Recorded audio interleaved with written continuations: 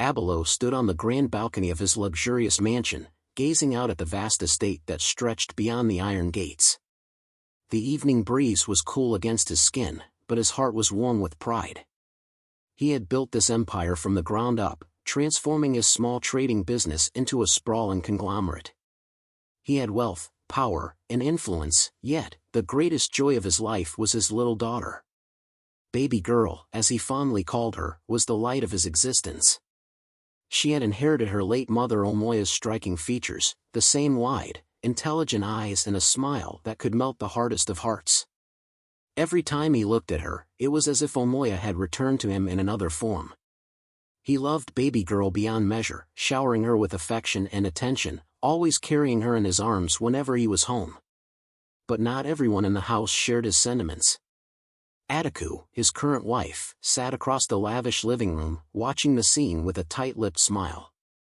She was stunning, draped in an expensive silk robe, her nails painted a deep crimson. She had everything a woman could desire: jewels, designer clothes, and a life of luxury. Yet, her heart was never at peace.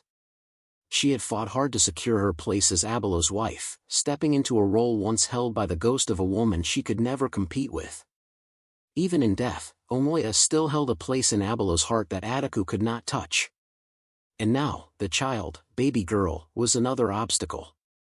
At first, she had convinced herself that she would grow to love the girl.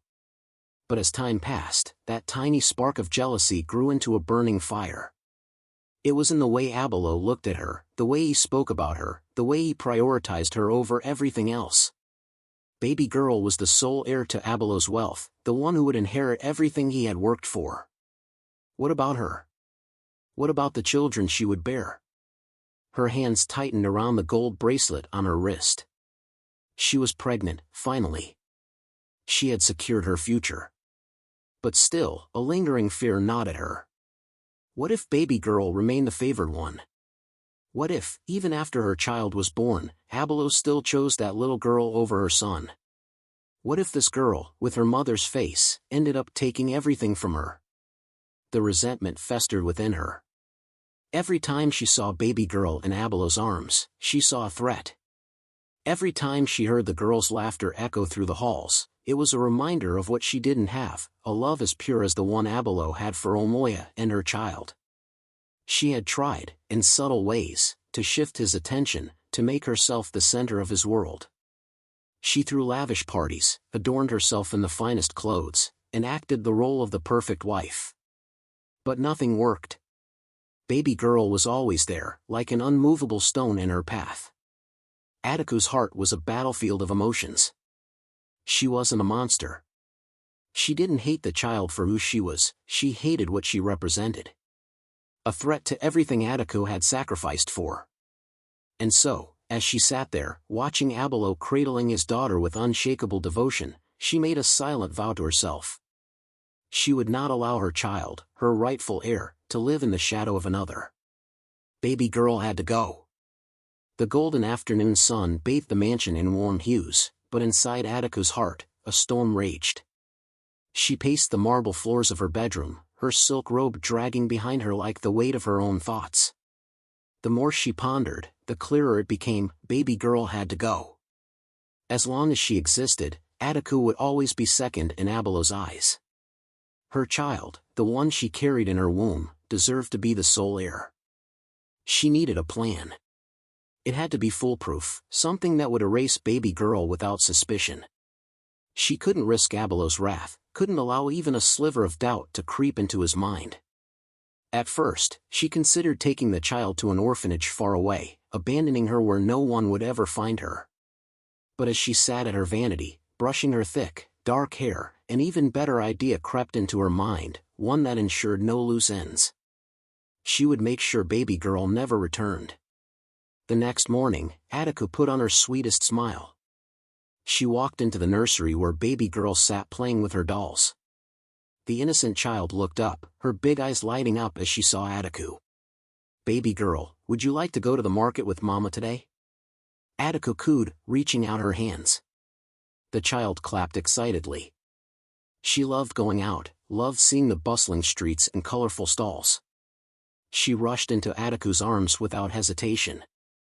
Adaku dressed her in a beautiful pink dress, tied her tiny shoes carefully, and carried her to the car. As they pulled out of the driveway, the child babbled happily about the things she wanted from the market, fruits, sweets, and the ribbons she loved so much. Adaku smiled, but there was no warmth in it. Instead of heading towards the marketplace, she took a different road, a long, winding path that led away from the city. Baby girl, too young to notice the change in direction, kept playing with her fingers, unaware of the darkness that loomed ahead. The further they drove, the quieter it became. The chatter of the city faded into silence, replaced by the distant chirping of birds and the occasional rustle of trees swaying in the wind. Then, she saw it, the bridge. It stretched over a deep, rushing river, its waters dark and merciless. The sight of it sent a shiver of cruel satisfaction through Adaku's body. No one would ever find baby girl here. She pulled over to the side of the deserted road. Her heart pounded as she looked around. No cars. No people. Only nature bore witness to what she was about to do. She unbuckled her seatbelt, turned to baby girl, and feigned a gentle tone. "Come, sweetheart. Let's stretch our legs before we go to the market." Baby girl obediently took her hand as they walked towards the edge of the bridge. The water roared beneath them, powerful and endless. For a moment, Adaku hesitated. The child looked up at her with trusting eyes, unaware of the danger she was in. A small part of Adaku faltered. Was she really about to do this? Was this the woman she had become? But then, she thought of Abolo. Of the way he always spoke about Omoya. Of the way he always held baby girl close, as if she were a piece of his first wife he refused to let go of. No. There was no room for hesitation. In one swift motion, before she could change her mind, Adaku grabbed baby girl and hoisted her over the railing. The child screamed. A tiny, terrified wail that pierced the air like a blade. And then, she let go. Baby girl plummeted down. Adaku didn't wait to see the impact. She turned, her hands trembling, and rushed back to the car. Her breaths were heavy, her chest rising and falling as adrenaline surged through her. She forced herself to calm down. Check the mirrors. Scan the area. No witnesses. With one final deep breath, she started the engine and drove off, a satisfied smirk creeping onto her lips. It was done. Baby girl was gone. And no one would ever know. The road blurred before Adaku as she gripped the steering wheel tightly, her fingers trembling. The rush of what she had just done still pounded through her veins. The echoes of baby girl's screams seemed to linger in the air, but she forced herself to push them aside. She had done what needed to be done.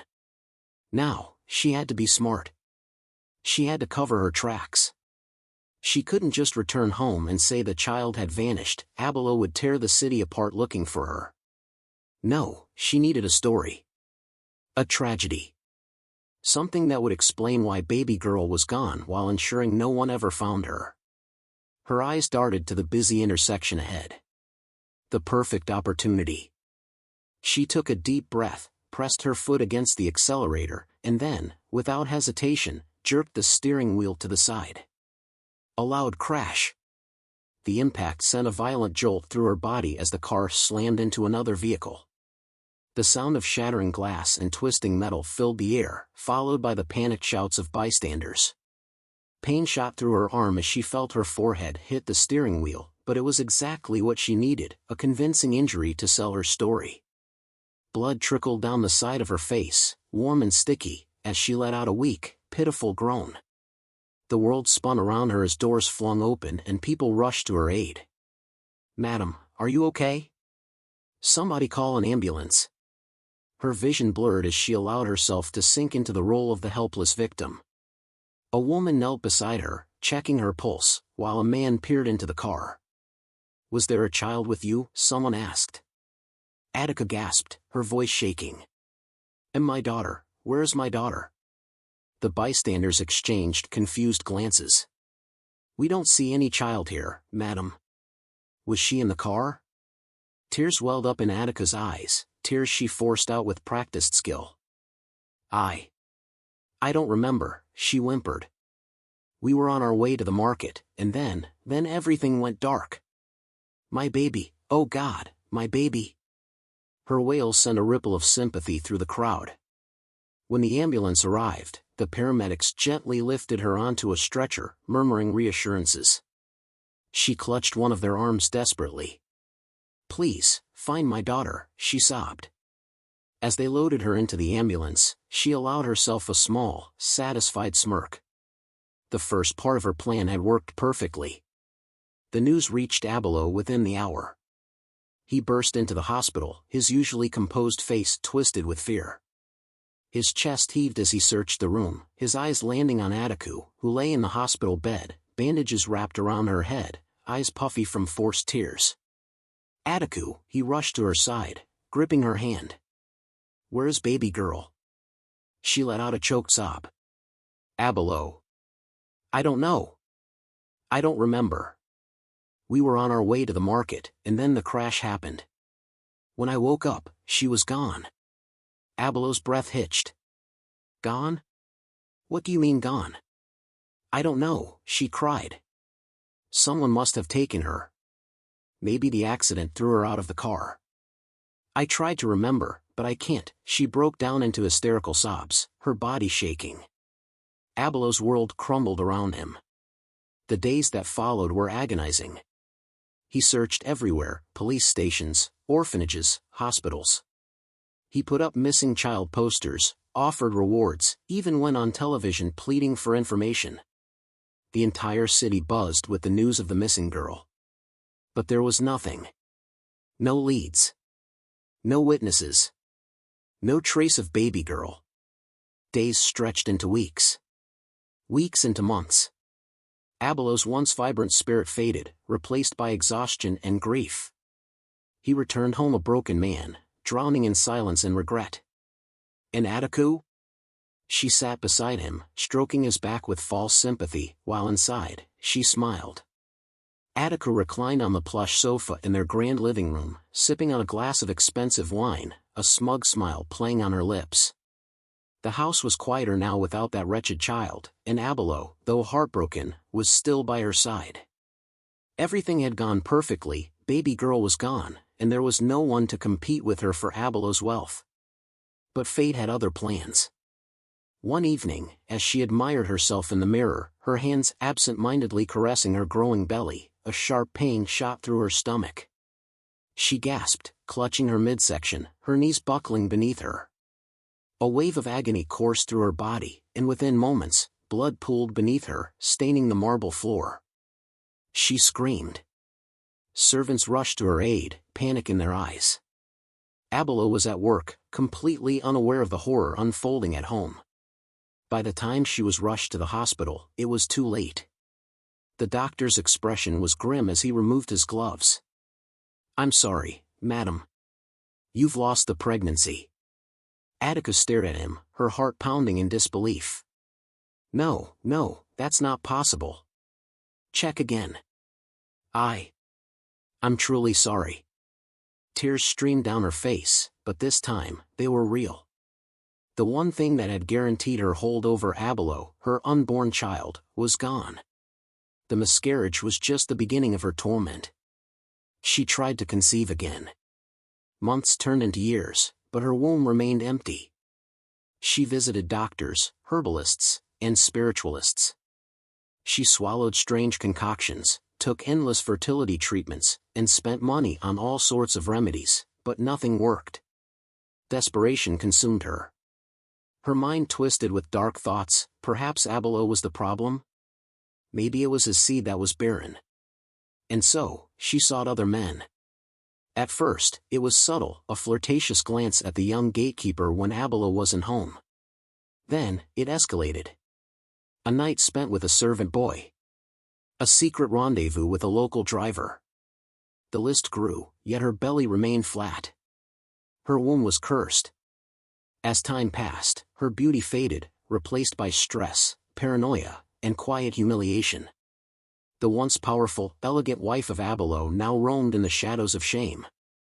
Meanwhile, Abolo became a ghost of the man he once was.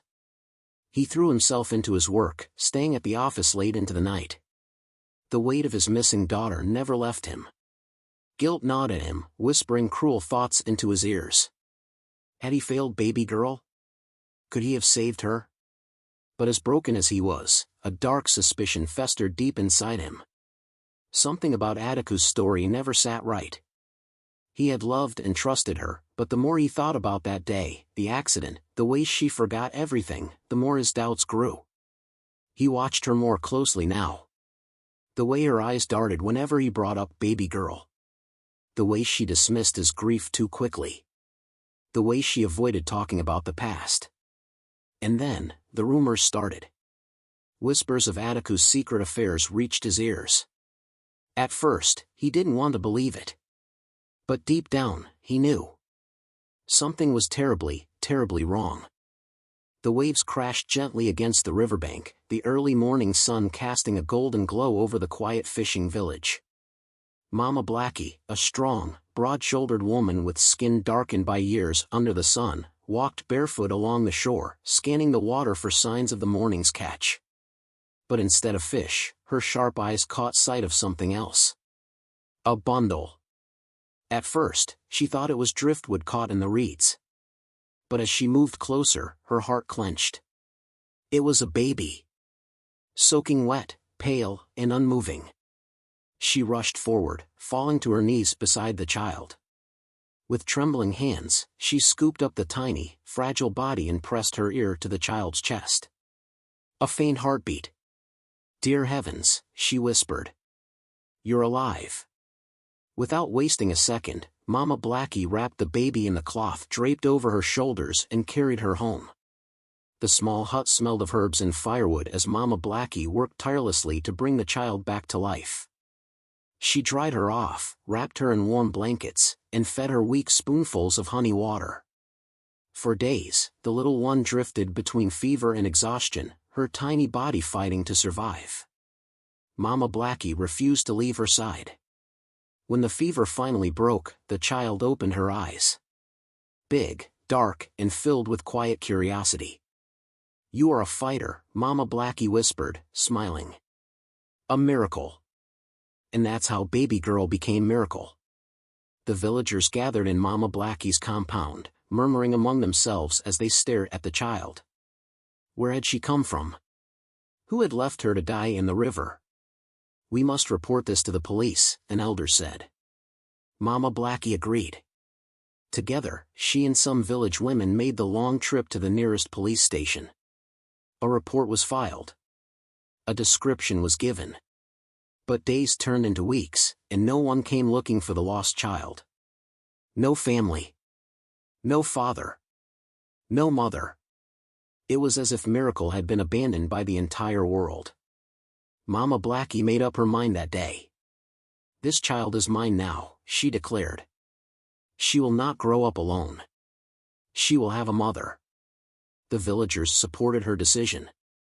For years, Mama Blackie had lived alone after losing her husband, and though she was strong, her heart had always carried a hidden sorrow, the longing for a child of her own. Now, fate had given her a daughter. Miracle grew up surrounded by love. The villagers doted on her, treating her as the baby of the community. Fishermen taught her how to mend nets, the women braided her hair and fed her from their pots, and the elders told her stories of the ancestors. As she grew older, her intelligence shone brightly. She was quick, sharp, and curious about the world beyond the village. Mama Blackie saw her potential and vowed to give her the education she deserved. But school was expensive. The villagers, knowing how much Miracle meant to them all, did something extraordinary. They pooled their resources, selling extra fish, weaving baskets, trading goods, until they gathered enough money to send her to school. Miracle left the village with their blessings, their prayers, and their love. She carried their dreams with her, unaware that her past was waiting to collide with her future in the most unexpected way. The city was nothing like the quiet fishing village Miracle had grown up in. The towering buildings, the endless rush of people, the noise, it was overwhelming at first. But she had a purpose, and she refused to be distracted. From the moment she stepped into her first classroom, she knew she was meant to be there. Learning about the human body fascinated her. The way the heart pumped blood, how wounds healed, how diseases could be fought, it all felt like magic, and she wanted to master it. She studied harder than anyone. Late nights under dim hostel lights, her nose buried in books. Early mornings, sipping tea while reviewing notes. She absorbed knowledge like a sponge. While others studied medicine for prestige or wealth, Miracle had a different reason. She wanted to heal. Perhaps it was because of the way Mama Blackie had nursed her back to life. Or maybe it was the memory of watching villagers suffer from illnesses with no doctor to help them. Whatever the reason, she carried it in her heart like an unstoppable fire. Her professors took notice. "She's brilliant," they whispered. "Determined." And when scholarship applications opened, they pushed her forward. "She deserves this," they said. The letter arrived in a crisp white envelope. Her hands trembled as she opened it. Full scholarship. Medical school was now within reach. Miracle clutched the letter to her chest and cried tears of joy. She ran to the nearest call center, dialing Mama Blackie's number with shaking fingers. "Mama," she whispered, "I got in."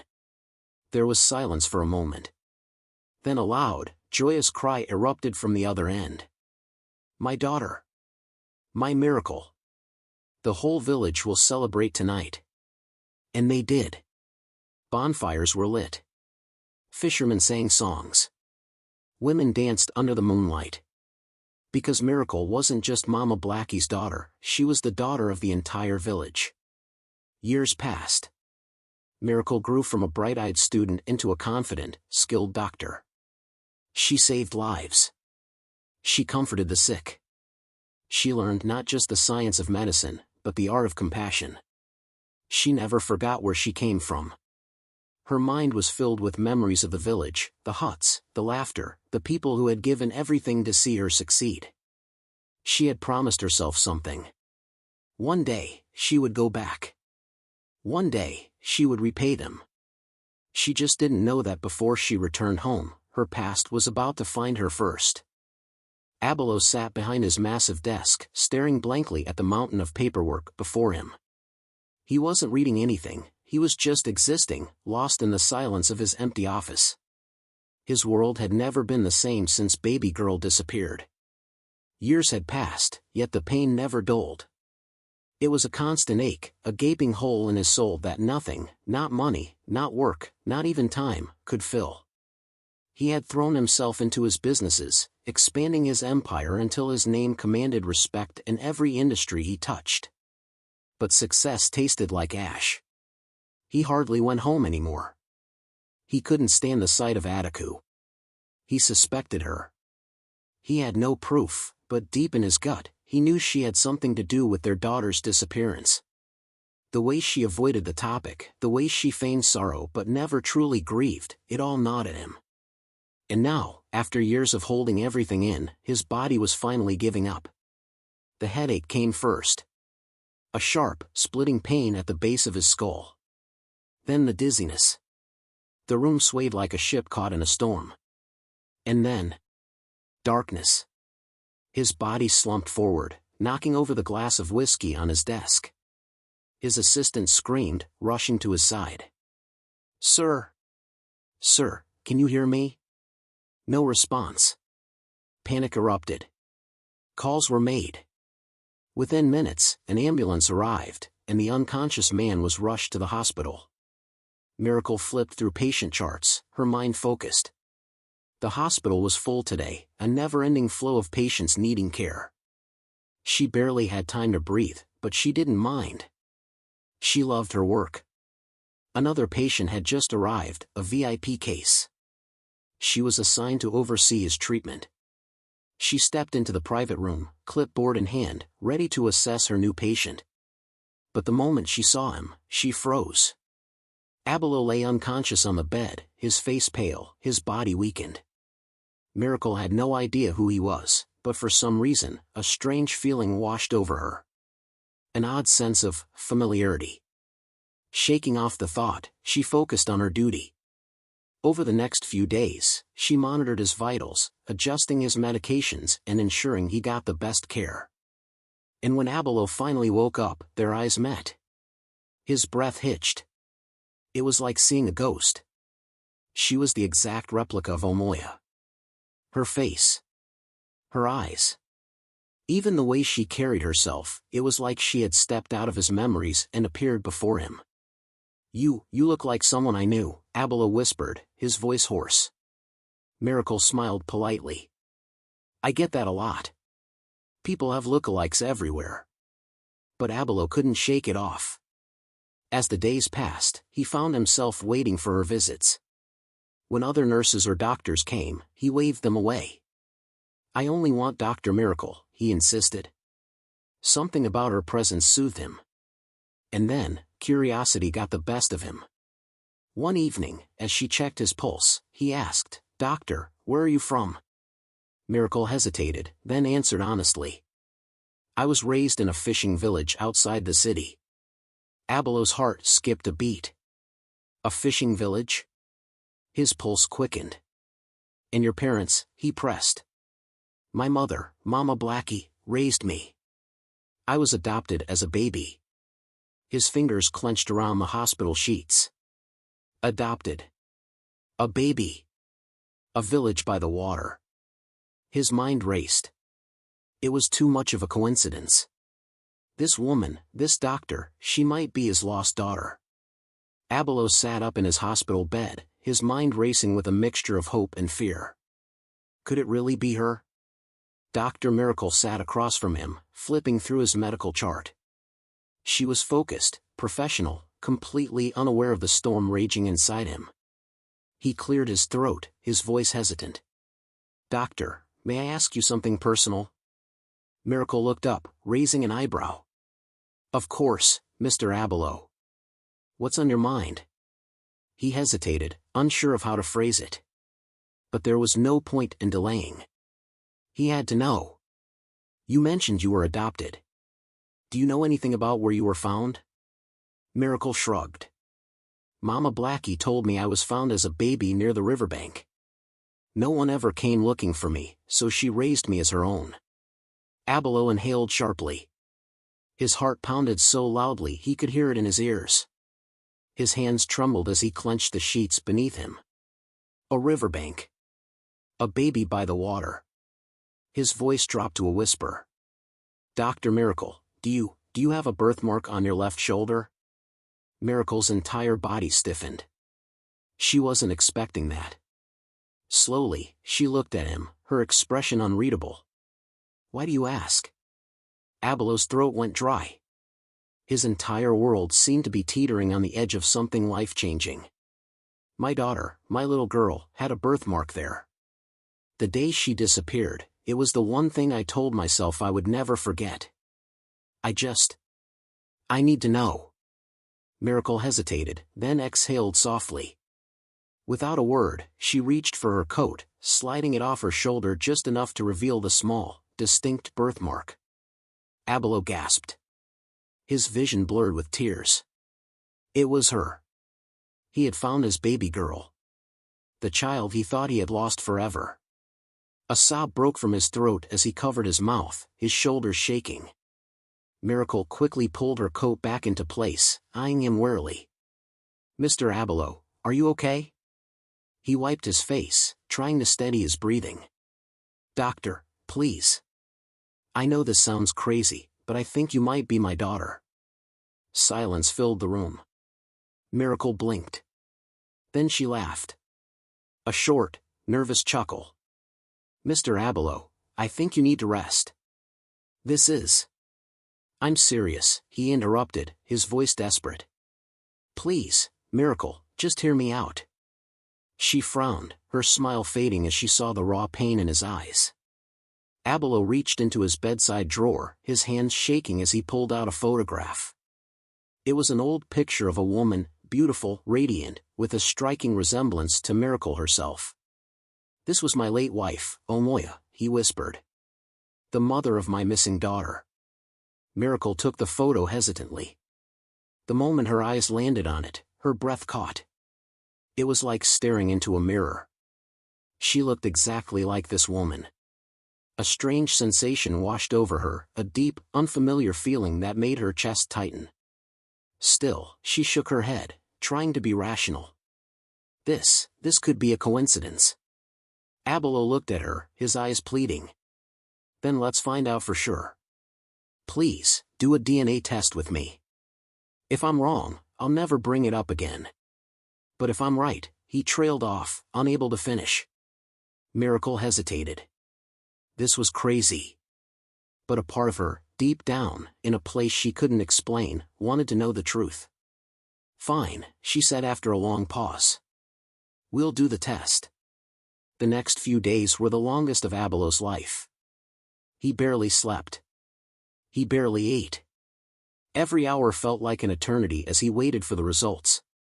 Finally, the day arrived. Miracle held the sealed envelope in her hands, her fingers trembling as she looked at him. Abolo sat across from her, his chest rising and falling with slow, anxious breaths. Are you ready? She whispered. He nodded. With one deep breath, she tore the envelope open, unfolding the paper inside. Her eyes skimmed the words. Her heartbeat stopped. Abolo watched her reaction, dread pooling in his stomach. What does it say? He asked, his voice barely audible. Miracle swallowed hard, her throat tightening. She looked up at him, her vision blurry with tears. It says, "You're my father." Abolo let out a strangled cry and collapsed into sobs. Miracle's hands trembled as she dropped the paper onto the desk, her mind struggling to process everything. She wasn't abandoned. She wasn't unwanted. She was stolen. Abolo covered his face with his hands, his entire body shaking as he whispered over and over, "Thank you, God. Thank you for bringing my daughter back." Tears streamed down Miracle's cheeks. For the first time in her life, she knew where she truly belonged. Abolo stormed into his mansion, his heart pounding with rage. Adaku was lounging in the living room, sipping from a glass of wine, oblivious to the storm about to hit her. The moment she saw his face, twisted with fury, his eyes burning with something she had never seen before, she knew something was terribly wrong. "Abolo," she said cautiously, setting down her glass. "What's the matter?" He didn't answer. Instead, he pulled a folded piece of paper from his pocket and threw it onto the table in front of her. Adaku flinched as it landed, but when she saw it was just a document, she exhaled in relief. "What is this?" she asked, trying to keep her voice steady. Abolo's voice was ice cold. "Open it." Adaku's hands trembled as she picked it up and unfolded it. Her eyes widened. It was a DNA test result.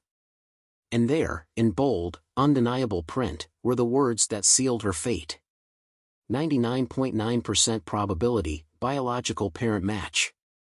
She dropped the paper as if it burned her. Her mind raced. How? How is this possible? Her breathing became ragged. Did that mean? No. It couldn't be. She looked up at Abolo, who was staring at her with pure hatred. What does this mean?" she stammered. "You tell me," he growled, his voice shaking. "Because I just found my daughter. The one you swore you didn't know anything about." Adaku felt her world spinning. Impossible. Impossible. That child was supposed to be dead. Drowned. Lost forever. How? She whispered, more to herself than to him. Abolo took a step closer, his fists clenched. "Tell me the truth, Adaku. What happened to my daughter that day?" Adaku shook her head frantically, trying to regain control. I don't know. I told you, I lost her in the accident. I don't." Slam. Abolo's hand crashed onto the table, making her jump. "Lies," he thundered. "No more lies, Adaku. I want the truth, and I want it now." She shrank back, fear creeping into her bones. But old habits died hard. She straightened her shoulders, forcing herself to play the victim. "My love, please," she whispered, tears welling in her eyes. "You have to believe me. I loved our daughter. I was devastated when she disappeared. Abolo laughed bitterly. Love, he spat. You call that love? You were always jealous of her. You wanted my wealth for yourself. And now I have proof that you took my child away from me. Adaku's mask began to crack. She licked her lips nervously. But she's alive now, isn't she? So what's the problem? Everything worked out in the end. The room fell silent. Abolo's eyes darkened. You heartless witch. Adaku's fake tears vanished. She saw the look on his face and realized there was no way out of this. He knew. He knew everything. Abolo's voice dropped to a deadly whisper. You threw my daughter away like trash. Left her to die. And you think you still belong in this house? In my life? Adaku opened her mouth to argue, but the look in his eyes froze her in place. Abolo turned to the door and roared, Guards! The house staff came running. Throw this woman out, he ordered. Adaku gasped, her face draining of color. No! Abolo, please! You can't do this to me. Two guards grabbed her by the arms. She kicked and screamed. Let me go! Abolo, listen to me. I was your wife. Abolo sneered. My biggest mistake. Adaku thrashed as they dragged her toward the front door. She wasn't ready for this. She wasn't supposed to be the one losing everything. Her screams echoed through the mansion as the guards threw her onto the dusty ground outside. The heavy doors slammed shut behind her.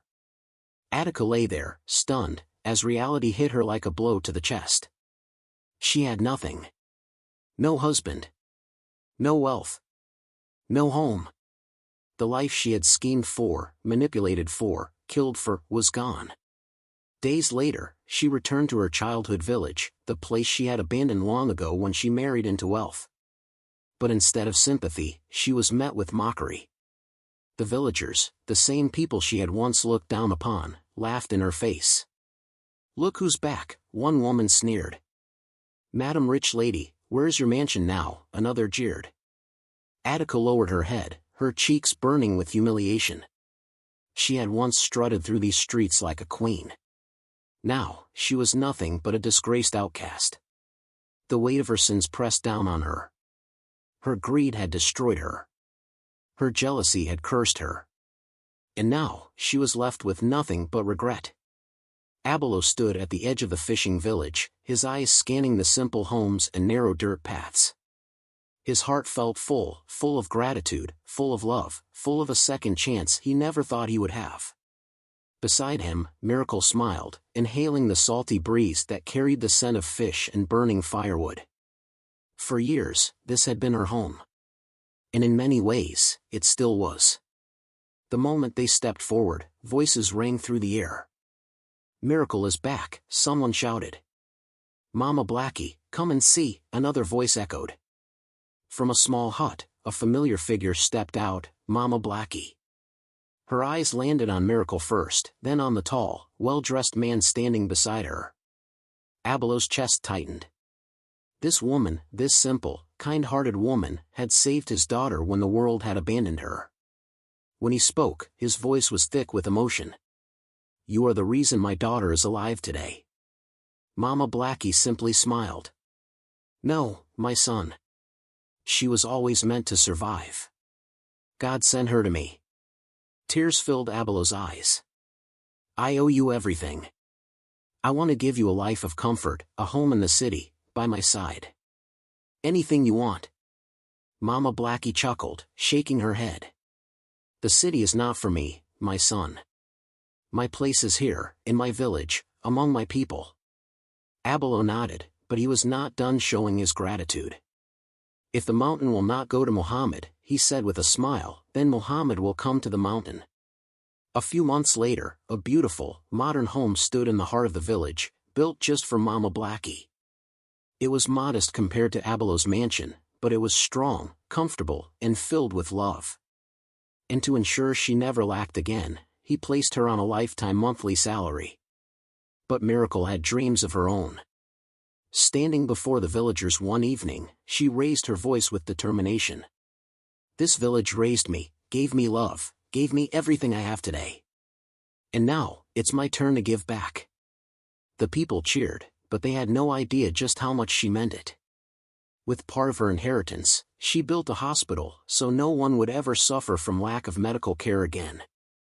She renovated the old, crumbling school so that every child in the village could have a bright future. And finally, she brought electricity and clean water, two things the village had never dreamed of having. For the first time, the little fishing village was no longer just a forgotten place in the world. It was thriving. And at the heart of it all was Miracle, the girl who had once been thrown away, but had risen to become their greatest blessing. The sun hung low over the fishing village, casting a golden glow over the water. Laughter and music filled the air as the villagers gathered in celebration, their voices blending with the gentle lapping of the river. At the center of it all stood Miracle. For years, she had wondered about her past, about the people who had brought her into the world and the ones who had raised her. Now, she finally understood, love was not only about blood, but about the people who never abandoned you. Abolo stood beside her, pride radiating from him. He had once believed he had lost everything. His daughter. His happiness. His will to live. But today, as he watched Miracle moving among the people, as he saw the joy she had brought to this village, he knew the truth. He had been given a second chance. Mama Blackie sat in a chair near the entrance of her new home, watching it all unfold with a satisfied smile. "My daughter," she called, her voice warm and full of love. Miracle turned and rushed to her side, kneeling before the woman who had given her everything when the world had abandoned her. "Are you happy, my child?" Mama Blackie asked, brushing Miracle's hair affectionately. Miracle nodded, her eyes glistening. "I have everything I ever wanted. A family, a purpose, a home." Mama Blackie squeezed her hand. "Then my work here is done." Tears welled up in Miracle's eyes. "You will always be my mother. No matter what." Mama Blackie chuckled. "And you will always be my little girl, no matter how many hospitals you build." Laughter bubbled from Miracle's throat, full of warmth and gratitude. As the night deepened, the villagers danced under the lantern-lit sky. Drums pounded, voices sang, and feet stomped on the ground in a rhythm as old as time. Abolo watched from the sidelines, his heart swelling with pride. His daughter had become more than he ever imagined. His eyes drifted toward the shadows beyond the celebration. Somewhere, far away from this happiness, Adaku was living in misery. Disgraced, abandoned, and mocked, she had lost everything, the wealth she craved, the comfort she took for granted, and the man who had once loved her. Her greed had cost her everything. And as she sat in her childhood home, shunned by the very people she had once looked down on, she realized that no amount of money could buy back what she had lost. But for Miracle, for Abolo, for the village that had embraced her, life was just beginning. As the music played and the stars shone brightly above, Miracle lifted her face to the sky. She had been thrown away. She had been forgotten. But she had risen, stronger than ever. And now, standing here, surrounded by love, she knew one thing for certain. She was never meant to be lost. She was meant to be found.